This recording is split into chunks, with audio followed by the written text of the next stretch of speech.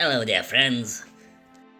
What happens if two kingdoms with different religious views lie next to each other in a short distance on a small territory like 50 kilometers apart?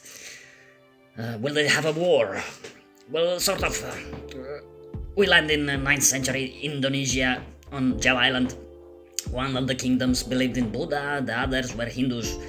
And luckily for us, they did not fight, but built something remarkable for the World Heritage. Today we are on Hindu side in Prambanan Temple's complex.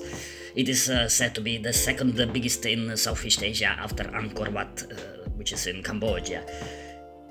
It is located to the northeast of Yogyakarta city in central Java, and it is very easily accessible. You could even use a public city bus to go there, but it takes quite a long time. I think it was 1A or something, the bus number. Anyway, if you arrive to Jogja by plane, then it is located a little bit further to the east from the airport.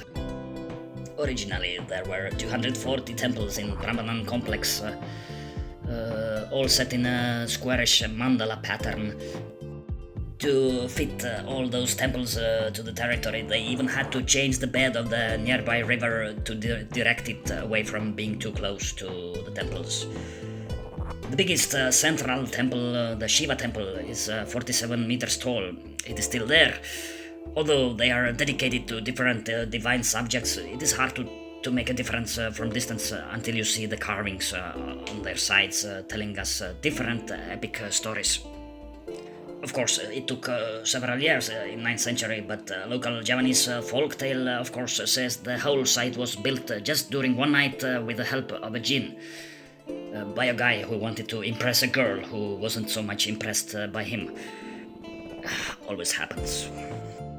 Talking about this headless Buddha, then it is said that there are quite many Buddha heads in several museums around the world, including Europe. So let's look at the mirror. So let's get inside. Note that you still cannot enter into most of the temples for safety reasons. Also, only 3 out of the original 222 smaller temples from this temple's mandala are renovated, so there isn't anywhere to enter anymore, unfortunately. But as I said, the biggest ones are restored.